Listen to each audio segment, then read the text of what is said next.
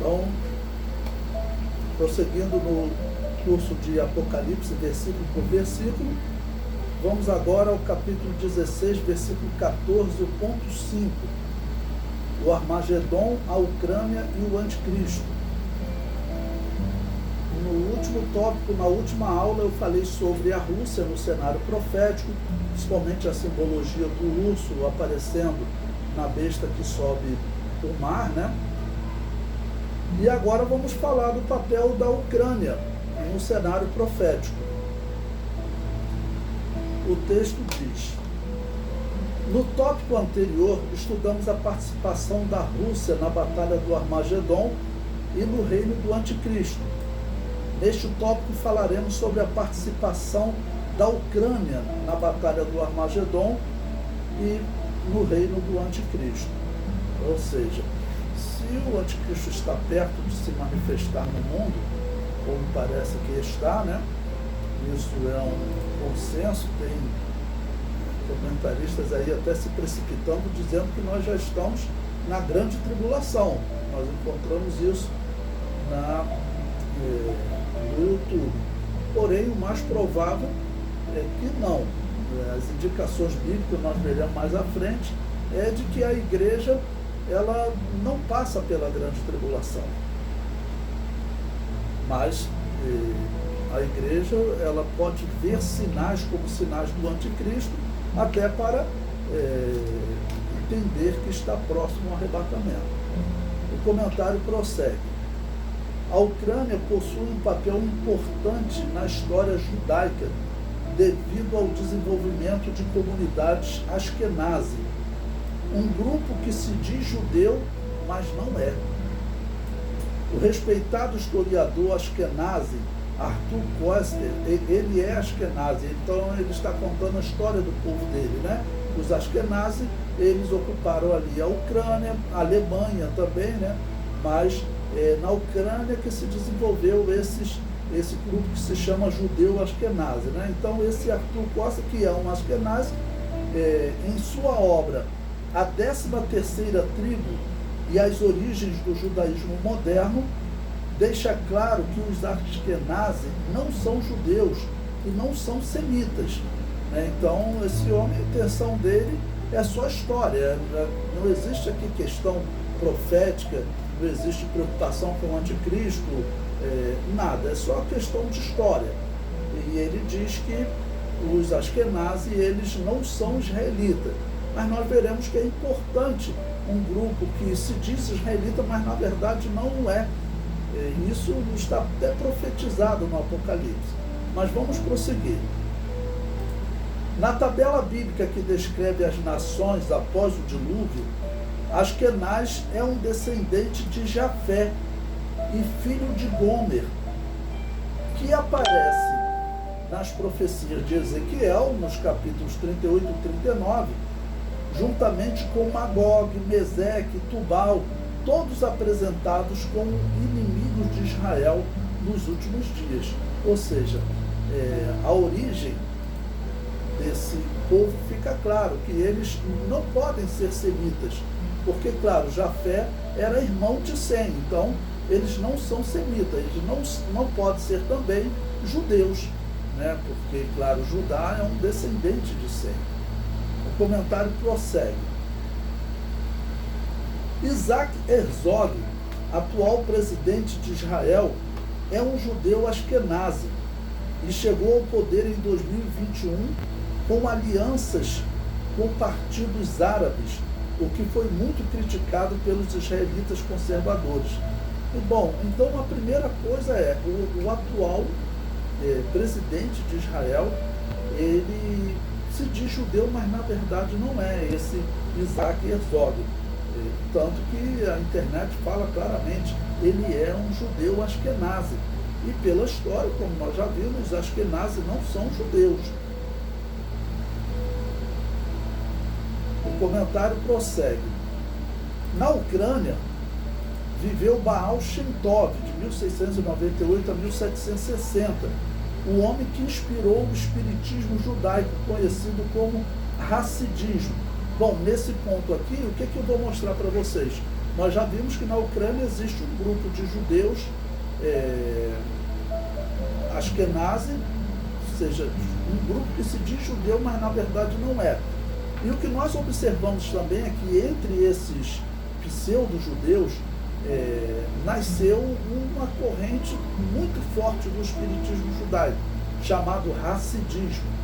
E esses hassidistas, nós veremos, eles que têm um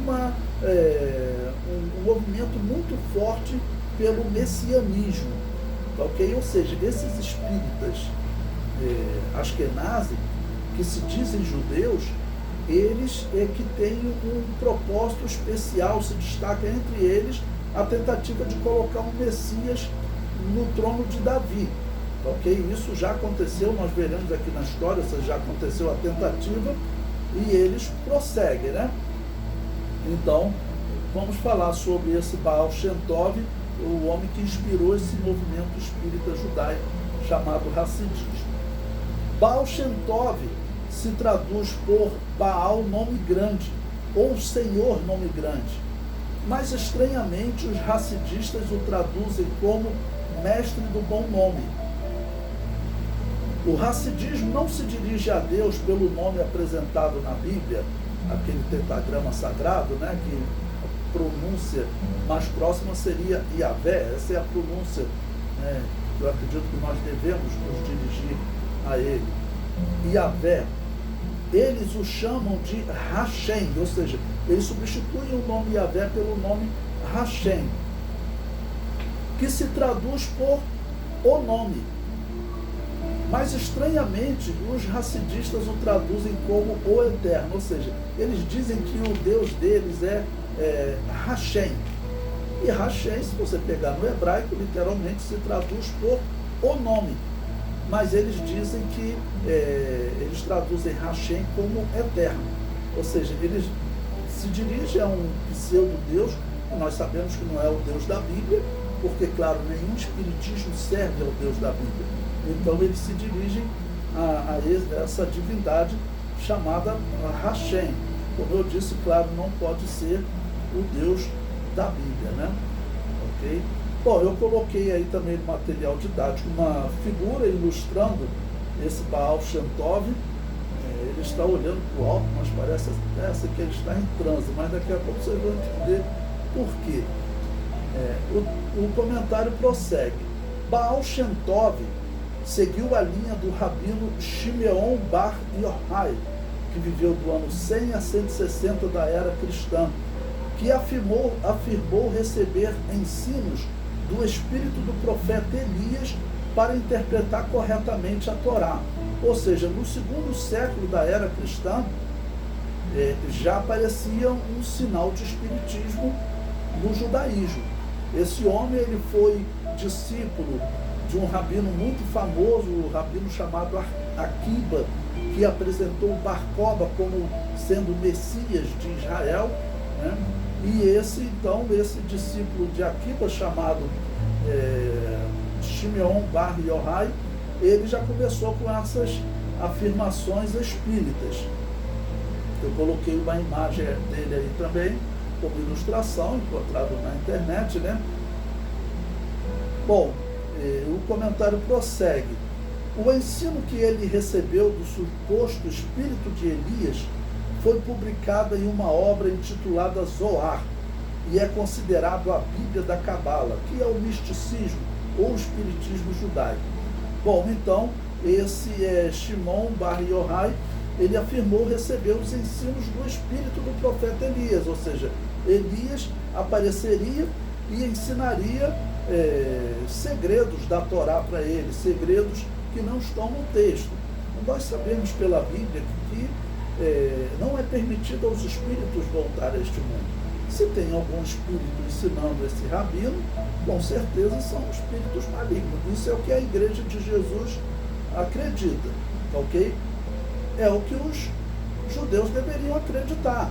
Eles deveriam olhar para esse homem, assim como olham para o rabino Akiba, né, que dizem ele errou ao apresentar Bar Kokhba como sendo o Messias, mas deveriam olhar para esse Shimeon Bar Yochai como sendo um espírito, alguém desprezível na história judaica, mas não é assim que eles olham. A Cabala, que é esse misticismo que ele criou, é super comum entre os judeus hoje, ok?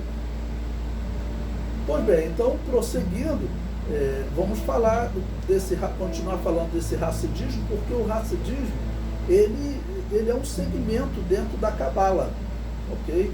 Ele não é a Cabala, mas ele segue os princípios, porque ele acredita também que os espíritos dos sábios do passado podem voltar a este mundo. Sábios judaicos, né, do passado podem voltar e instruir as pessoas. Então, o comentário prossegue. O Hassidismo é um movimento místico ocultista judeu. Baal Shem Tov afirmava que recebia seus ensinos de um espírito de um profeta que viveu nos dias de Salomão e que se chamava Aías. Está em 1 Reis 11:29. Um profeta famoso, ele falou da divisão do reino, né? Mas é claro que o espírito de nenhum profeta do passado pode voltar a este mundo, ok? Quando esses dois rabinos, né, eles começaram a dizer que receberam mensagem de espíritos do passado, é claro que isso é espiritismo. E esse racidismo, ele nasce aonde? Ele nasce na Ucrânia, dentro de um grupo de ucranianos que se dizem judeus, mas não são, que são judeus ashkenazes. Então veja como a Ucrânia ela acaba tendo um papel importante no cenário profético desses últimos dias, por conta dessa guerra e por conta do movimento judaico que domina a Ucrânia, esse chamado racidismo. Bom, então ele se consultava com um profeta que se chamava Aías, né? Ele disse consultar com esse profeta. Ou seja, Baal Shem Tov defendia um espiritismo judaico. Porque, claro, se você acredita que os espíritos podem voltar a este mundo, isso é condenado na Tanakh. E isso é espiritismo. Então, Baal Shem Tov, e todos que acreditam que os espíritos podem voltar a este mundo, isso é uma espécie de espiritismo, não tem como. Inclusive, a reencarnação hoje está sendo aceita no meio judaico, ou seja, o espiritismo tomou conta do judaísmo. E é o ambiente perfeito para o surgimento do anticristo, né? O comentário prossegue. Entre os ensinos que se destacam está Devekult. O que é isso? Se traduz por união mística. Afirmam que uma pessoa consegue espiritualmente se unir a Deus, alcançando um estado elevadíssimo e alcança o grau de semidivino. Ou seja, não pode, né? Os israelitas considerarem esse um movimento normal, não era para eles aceitar esse movimento, mas é considerado um movimento judaico. O comentário prossegue. É estranho os israelitas aceitarem essa versão moderna do culto a Baal, que é a mesma coisa. Essa doutrina é preparação para a chegada do anticristo, pois ele se assentará como Deus no templo de Deus, querendo parecer Deus. Então é significativo haver uma religião forte entre os israelitas hoje. O racidismo está espalhado no mundo todo e eles estão fazendo um alvoroço muito grande em Israel, dizendo que o Messias já chegou, que o Messias vai se revelar a qualquer momento, e sabendo que esse forte movimento messiânico está exatamente entre os racidistas. Outros também falam, mas quem mais fala nesse assunto são os racidistas. E os racidistas, eles esperam um Messias espírita, porque eles acreditam em um Messias descendente ou que siga a fé de Baal Shem Tov, até porque Baal Shem Tov se dizia descendente de Davi. Então eles esperam um Messias nessa linhagem. Prosseguindo. Nos dias do Novo Testamento, somente Israel e a Igreja defendiam o livre-arbítrio. Todos os povos pagãos, desde romanos a bárbaros, defendiam o determinismo dos deuses. A Igreja Católica adotou esse paganismo no ano 410 da era cristã com Agostinho de Hipona. Baal Shem Tov fez o mesmo no judaísmo, mudou a doutrina judaica do livre-arbítrio e estabeleceu o determinismo dos deuses. Baal Shem Tov era calvinista. Calvinistas aí entre aspas, né, irmãos? Só como ilustração, porque claro, ele não tinha nada com Calvino. Prosseguindo, Baal Shem Tov se dizia descendente de Davi e teria direito ao trono de Davi. Na verdade, ele não era nem semita, ele era um judeu askenazi, descendente de Jafé. Entre seus discípulos, muitos reivindicam a ascendência davídica, ou seja, dos seus discípulos que fundaram várias correntes, né, de racidismo, muitos deles se dizem também descendentes de Davi e dizem que tem direito ao trono de Davi. Normalmente vocês identificam eles, aqueles judeus vestidos todo de preto, né? Eles são normalmente os judeus racidistas. Tem até um grupo de judeu ortodoxo que também se veste de preto, mas eles são minoria. A maioria mesmo são esses racidistas. O comentário prossegue. A historiadora judia Andrea Coogan, em sua obra Espiritismo Judaico, relata como o espiritismo é comum no judaísmo moderno e afirma que muitos judeus acreditam em reencarnação. Esse livro está disponível, vocês podem comprar esse livro nas bancas. Ela fala, ela conta a história do racidismo, do espiritismo judaico, e ela diz como o espiritismo hoje é comum entre os judeus, mas só que entre esses judeus racidistas e outros judeus também que infelizmente não seguem a Tanakh em nada, eles estão se envolvendo. Então esse movimento racidista está crescendo. Por quê? Porque ele é místico. Infelizmente o ser humano ele gosta desse misticismo filosófico. Se você for ler sobre Baal Shem Tov, ele vai fazer como se faz no budismo. Vai ser, você vai ler mensagens assim positivas, mensagens de bem-estar, mensagens de procurar elevar o seu espírito, todas mensagens bonitas, mas por trás disso está o espiritismo. Assim como o budismo também, que diz ser uma filosofia, mas o budismo ele está junto com a religião hindu, que é uma religião espírita. Então, esse racidismo está crescendo muito, e muitas pessoas nem sabem, não conseguem nem discernir o espiritismo que está por trás do racidismo, ok? Mas é então um livro importante para vocês lerem. O comentário prossegue. Essa afirmação mostra que o judaísmo está pronto para ser enganado pelo anticristo. Ou seja, aparecendo um anticristo que acredita no espiritismo, que defende que o homem pode ser adorado como semidivino, inclusive, segundo a profecia, né, ele vai fazer isso, querer parecer Deus. Aí tem um movimento que é crescente no judaísmo, desviado de Deus. E esse movimento, eles afirmam que o anticristo já está no mundo e está prestes a se revelar. Tudo isso é muito significativo, né? Bom, vamos continuar falando sobre esse racidismo, identificando a época que ele surgiu e vendo que a profecia fala desse racidismo, né? Desse espiritismo judaico, ou dessa, como o Apocalipse vai chamar, sinagoga de Satanás. O comentário diz: o racidismo nasceu em 1800 com os discípulos de Baal Shem Tov. 1800, claro, é final do século XVIII, né, e vai dar início ao século XIX. O Apocalipse profetizou que na era de Filadélfia, a era de Filadélfia, ela ocupa exatamente os séculos 17 e 18, ok? Então o Apocalipse profetizou que na era de Filadélfia, século 17 e 18, surgiria um grupo descrito como da sinagoga de Satanás, ou seja, espíritas. Esse grupo é revelado como que se dizem judeus e não são, mas mentem, exatamente como ocorre com os judeus askenazes racidistas.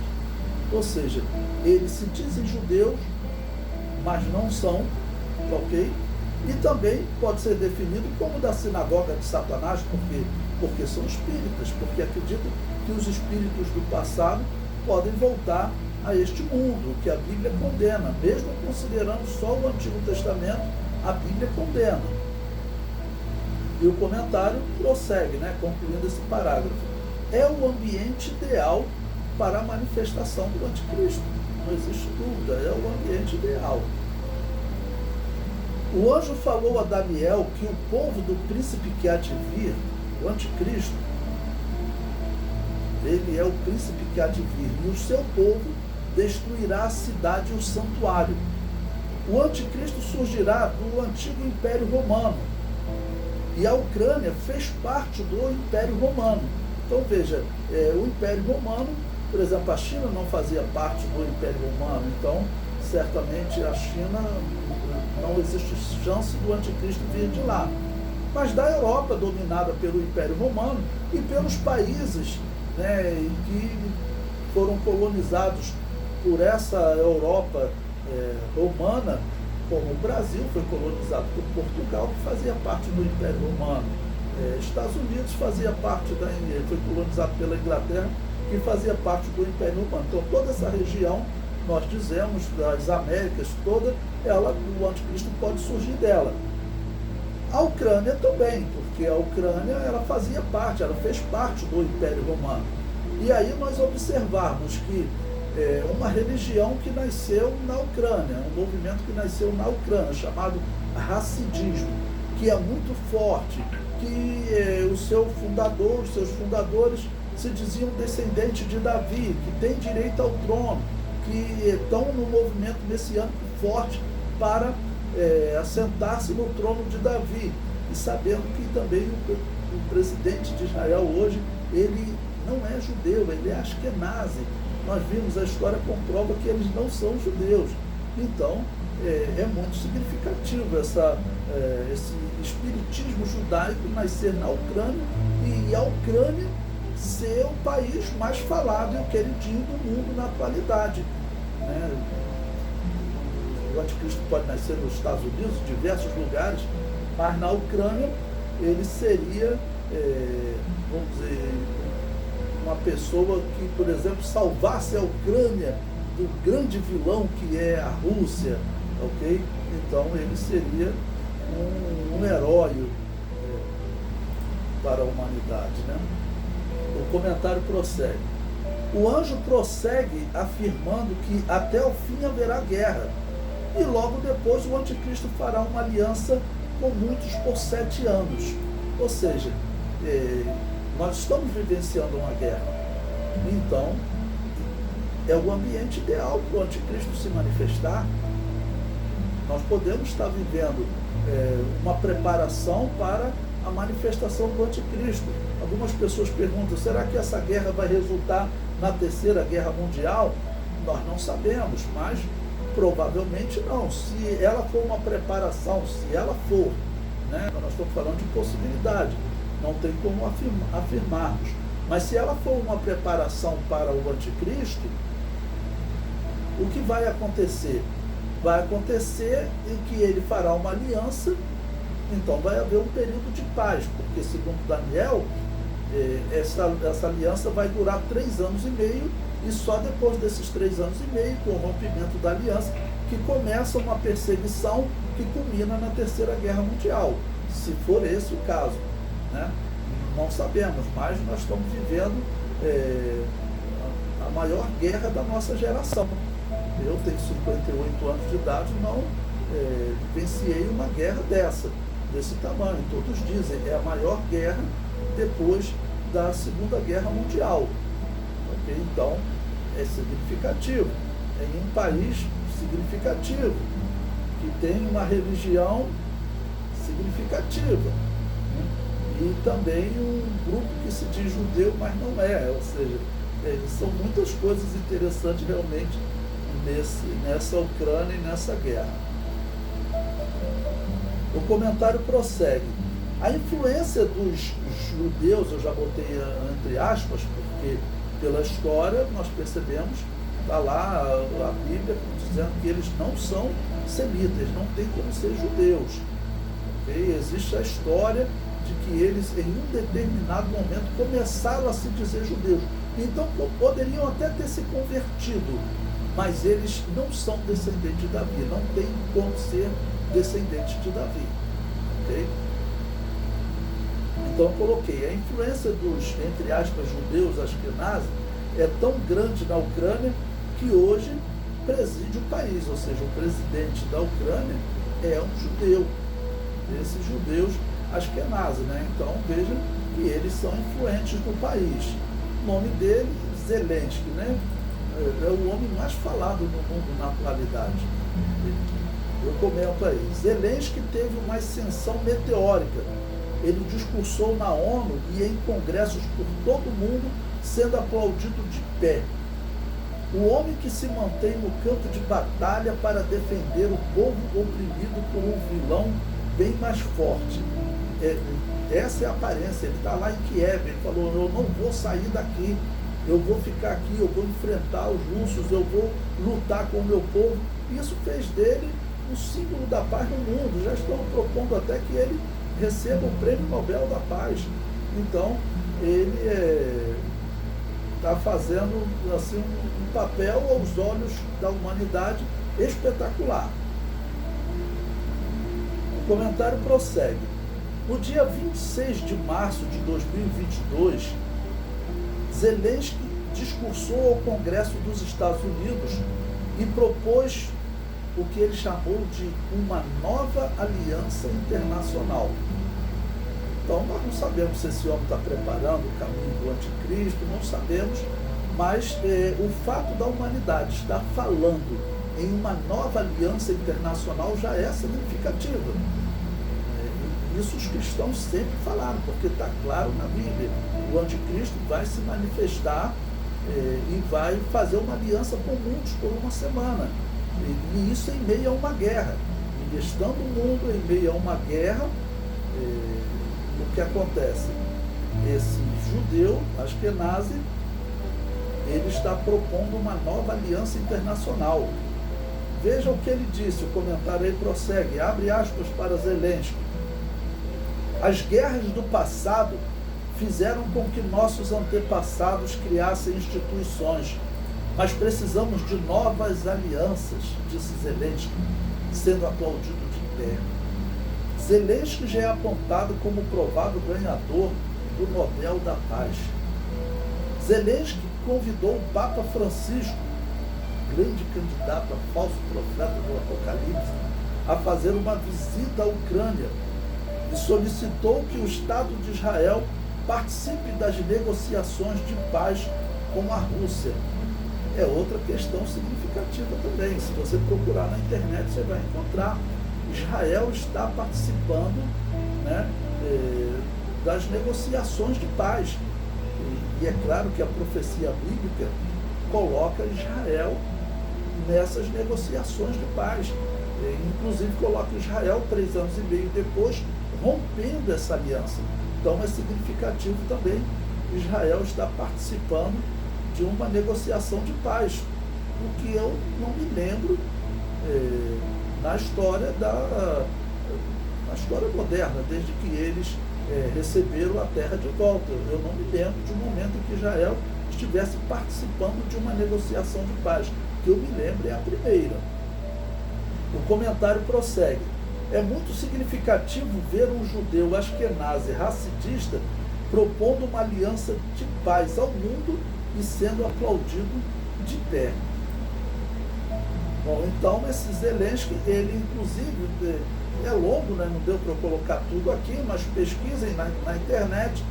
Nesse discurso ao Congresso dos Estados Unidos, ele indicou, ele falou do Biden, dizendo que ele deveria assumir a liderança da paz no mundo. Ou seja, eles estão procurando alguém para assumir a liderança da paz no mundo. Não é muito significativo isso?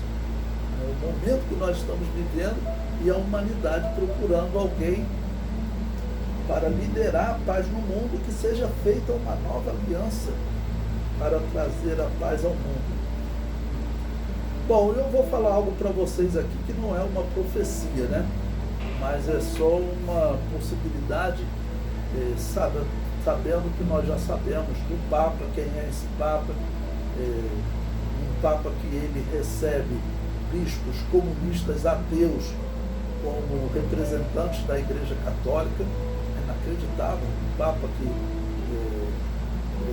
considere como obreiro seu um ateu, e os bispos lá da Igreja Católica da China são ateus, e ele recebeu todos esses bispos. Ele fez uma aliança com o comunismo, com o ateísmo. É inacreditável, mas isso é verdade, né? É o primeiro Papa na história jesuíta, e os católicos reclamam que já teve Papa que tentou exterminar essa ordem jesuíta porque seria um satanismo dentro da Igreja Católica. Tem sites católicos que chamam esse homem de anticristo, criticam muito esse homem, né?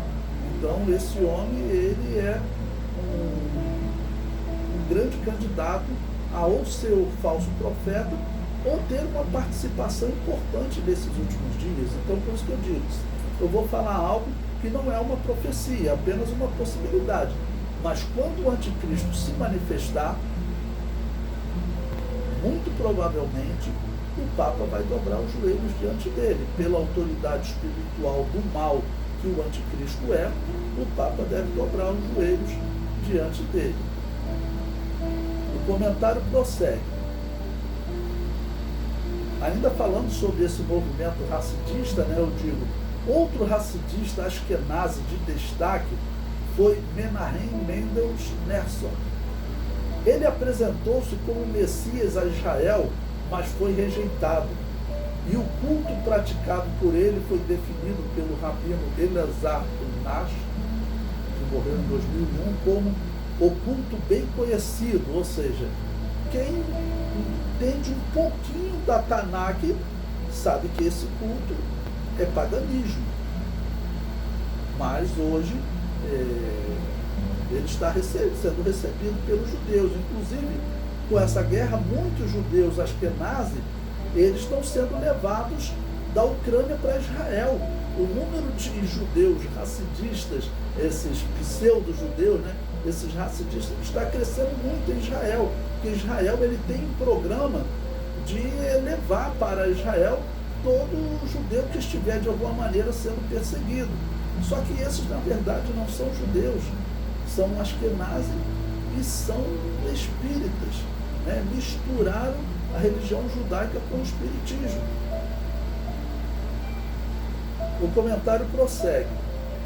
Certamente, uma referência à sua ligação com o misticismo judaico chamado Cabala e a sua crença em falar com espíritos de sábios do passado, porque é isso que o racidismo prega. Então, esse homem se apresentou como Messias, mas, observe o texto, Menahem morreu no dia 12 de junho de 1994, mas a sua morte não encerrou as esperanças dos racidistas que ele seja o Messias, ou seja, eles continuam acreditando que ele seja o Messias, ok?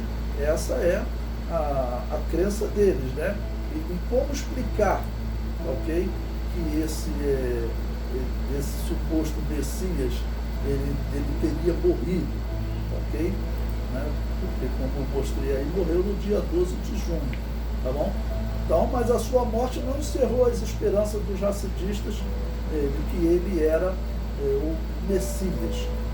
Seus seguidores se apoiam nas palavras de Maimônides. Tá bom? Maimônides foi um dos maiores sábios do judaísmo, um dos maiores intérpretes das escrituras no judaísmo. Ele viveu cerca de 1000 anos atrás. Ok? Maimônides, ele descreveu o Messias como um homem natural, que iria morrer, e não como esse Messias que nós acreditamos que teria um reino eterno, né? Então, Ele se apoia nas palavras de Maimônides, que diz: o reinado dos reis da casa de Davi dura para sempre. Seus filhos, depois deles, reinarão um após o outro. Ou seja, ele está dizendo que o Messias vai morrer. O Messias virá, mas ele morrerá, e o seu reino, vamos dizer, os seus filhos vão continuar o reino. É claro que isso não se encaixa, né? Era para Menahem ter sido recebido como Messias, ou seja, na crença deles, o Messias não foi recebido pelos judeus como Messias, mas os seus filhos serão. Mas isso está errado. Isso está errado porque a profecia fala do Menahem, do Messias, desculpa, reinando diretamente. Então Menahem teria que ter reinado. Mas é claro que um abismo chama o outro. Já é um movimento espírita. O Messias que eles apresentaram morreu. Então, eles vão dizer, não, o filho dele vai reinar. Essa é a crença deles. Ou alguém dentro do racidismo. Se não tiver um filho vivo, né, vão pegar outra pessoa como sendo herdeiro de Davi. O comentário prossegue. Os seguidores afirmam que o filho de Menahem será o Messias dessa era e esperam o filho do Menahem para sentar-se como Messias no trono de Davi.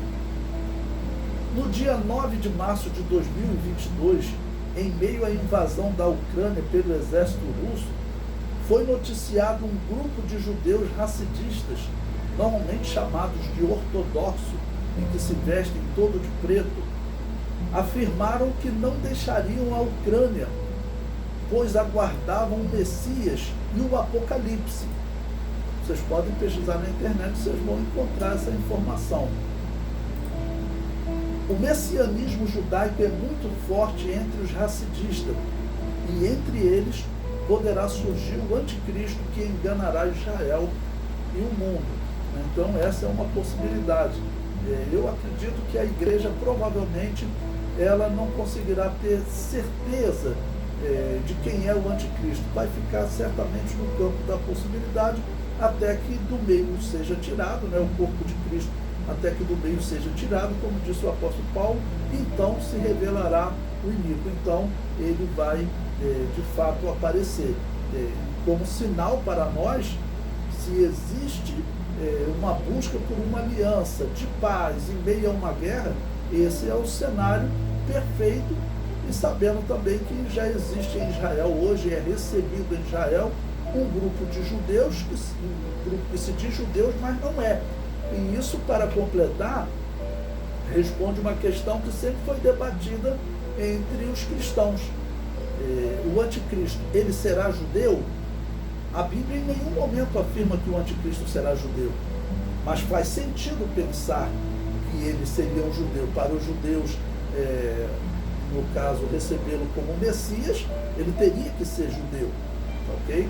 Mas a Bíblia, ela não diz que ele seria judeu, a Bíblia diz que ele seria romano, ele viria do Império Romano. Nós lemos o texto que Daniel falou, né? O povo do príncipe que há de vir destruirá Jerusalém e o templo.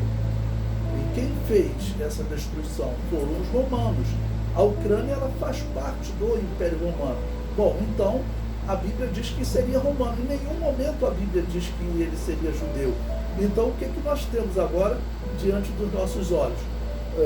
A possibilidade de um homem que se diz judeu, mas na verdade não é, mas é da sinagoga de Satanás, ou seja, é um espírita, é um racidista askenazi. Eles se dizem judeu, mas na verdade eles não são. Ou seja, o quadro que nós vemos é um quadro assim perfeito para a manifestação do anticristo. Quando ele vai se manifestar, não tem como nós sabermos com precisão, né? Mas está aí um grande sinal para a igreja.